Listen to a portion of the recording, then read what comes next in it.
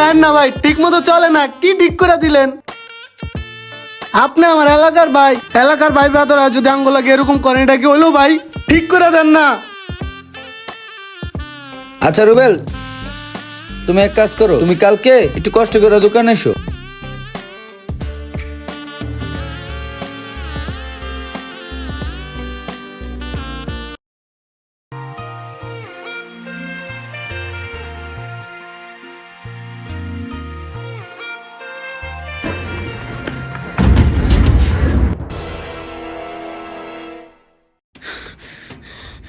এই যে ঠিক করার নমুনা না, ধরেন মোবাইল ধরেন।